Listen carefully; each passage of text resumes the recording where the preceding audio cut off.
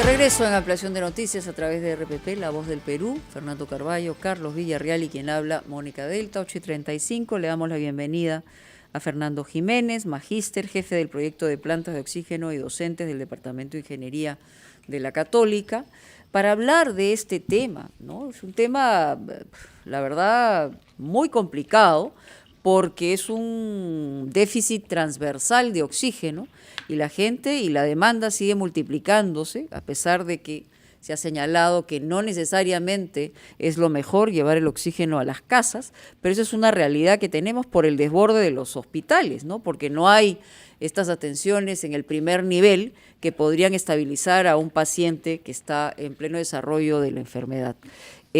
Magíster Jiménez, ¿cómo está? Bienvenido. Buenos días. Sí, un gusto hablar con ustedes. La pregunta que no, por lo menos que me he estado haciendo en los últimos días, es que esta situación de déficit de oxígeno se ha visto básicamente en el Perú y no puedo reconocerla a través de las informaciones o de las noticias que se ha dado de esta magnitud, incluso en países vecinos que podríamos estar más o menos en las mismas condiciones. ¿Usted conoce la razón por qué nos está pasando básicamente a nosotros? Bueno, principalmente es porque no estábamos preparados para satisfacer una demanda descentralizada de oxígeno. Se dependía principalmente de un proveedores importantes, que eran los que abastecían el oxígeno en los centros de salud, pero nunca estuvimos preparados ni para una pandemia, y estaba pensando hace poco, ni siquiera para un terremoto. Imagínense que hay un terremoto ahorita y la planta, esta gran parte del país del Callao, se destruye. Nos quedamos sin oxígeno. Entonces, creo que descentralizar, realmente en otros países se descentraliza el riesgo, no se corre riesgos, lo que se hace es cada centro de salud tiene su propia planta de generación de oxígeno, que pueda abastecer tanto a los pacientes de la localidad como eventualmente puedan ser trasladados pacientes hacia allá. Entonces, la óptica, la forma como se maneja es diferente. Acá estamos acostumbrados a hospitales que manejan el oxígeno y tenemos un error conceptual para mí. Nosotros relacionamos el oxígeno a un balón y lo que necesitamos no es el balón pesa 80 kilos y 75 son fierro, solamente 5 kilos son oxígeno. Si cambiamos el chip, si cambiamos el concepto y lo que decimos, lo que quitamos es el oxígeno, no el fierro que contiene el oxígeno, ya la cosa cambia. Y justamente el problema que tenemos en este momento es que no podemos satisfacer la demanda con balones, porque primero hay escasez de balones, segundo, hay balones que no carga la empresa que carga normalmente los balones porque no están homologados por ellos, lo cual tiene una validez técnica, y lo otro es la escasez de oxígeno para llenar esos balones. Entonces, toda la cadena logística usual que era precaria ya en tiempos de no pandemia, se vuelve pues a nivel ya no solamente de emergencia, sino como está catalogándose actualmente en las conversaciones. Ya no es emergencia lo que estamos, es en catástrofe. Y las decisiones se siguen tomando en el mismo marco. Justamente a propósito de la catástrofe de la que usted habla, quería preguntarle, bueno, por una parte la pregunta precisa, ¿cómo se traslada ese oxígeno producido por plantas? Usted dice que lo principal no es el balón, pero ¿cómo podemos hacer para que quienes estén en sus domicilios o en hospitales en los que ya no hay oxígeno puedan acceder a él? ¿Cuál es el tránsito que hay entre las plantas y los pulmones de los pacientes? Pero al margen de esa pregunta precisa, quería hacerle la siguiente.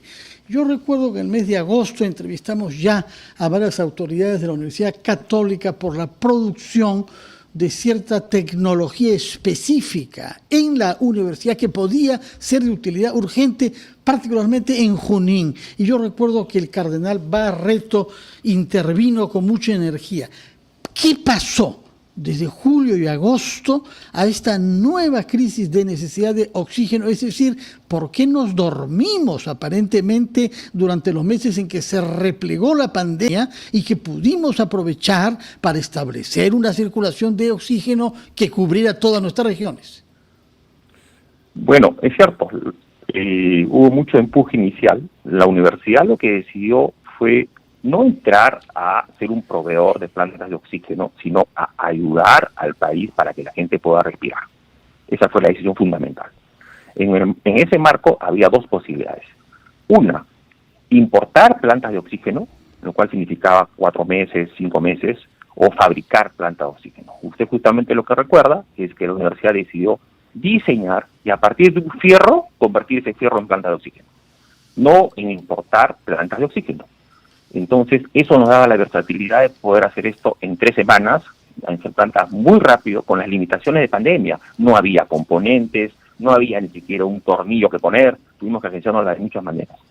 Entonces, el objetivo fue paliar la emergencia, paliar la necesidad urgente de oxígeno. Consideramos quizás muy idealmente, que el Estado se iba a encargar posteriormente, mediante sus canales de comercialización, adquirir plantas de oxígeno. Y nosotros nos retirábamos simplemente en la asociación que teníamos con la empresa que fabricaba, porque como comprenderá, la universidad no es fabricante de plantas. Entonces, lo que ocurrió justamente es eso. Baja la primera ola, se cree que no va a haber segunda ola, hubo comentarios inclusive que había sido tan grande la primera ola que ya no iba a haber segunda ola. En el sector salud, todos, no he escuchado a una sola persona que diga de que no iba a haber segunda ola, y entonces la cosa es esperar la ola nada más. Y lo que pasó es, esperamos la ola, bajo el ímpetu de los pedidos de oxígeno, nosotros nos quedamos con plantas que se estaban fabricando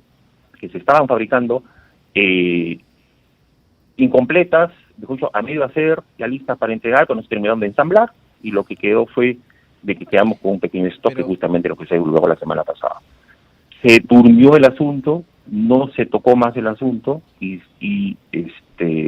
creo que no se consideró que ya venía la segunda ola y que le iba a ganar a aquella forma convencional de obtener bienes del Estado, que es comercializar y absorber los bienes, digamos, que se producen en otros países. Pero Magíster, disculpe, a ver, ¿qué tan complicado es construir una planta de oxígeno? ¿Qué elementos, qué pasos se requieren?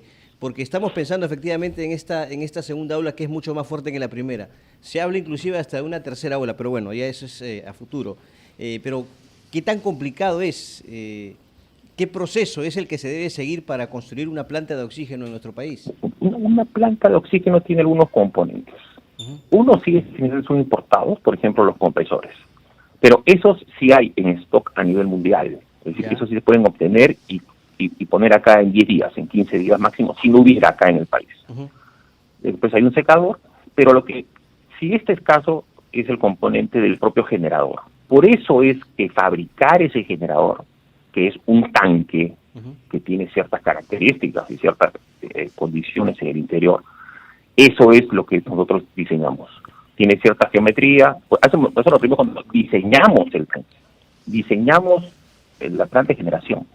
Y esa es la ventaja, porque mientras importar ese tanque, ese generador, llamémoslo así, demora muchísimo, 3 a 4 meses, acá en el país se puede hacer en 3 semanas. Sí. Es decir, no hay complicación técnica. Lo que quizás falta es una suerte de integración técnica acá en el país.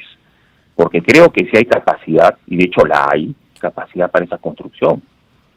Entonces, hay capacidad, no hay integración, en realidad no hay integración en un montón de cosas, y en el nivel más extremo es justamente lo que estamos afrontando, por esta falta de oxígeno, por lo que usted nos ha descrito de manera muy precisa. Los médicos sabían que no iba a haber oxígeno, se demoran en una planta de oxígeno como 4 meses, no hay integración entre los técnicos, entre la academia, la empresa privada y el gobierno, y ahora estamos con la ola que ya nos está llevando de encuentro. Ese es básicamente lo que saco en conclusión, señor Jiménez. Pero en todo caso hay que seguir apostando. Por lo menos hoy tenemos una herramienta pequeñita, que es la posibilidad de comenzar esta vacunación, que justamente se ha iniciado el día de hoy.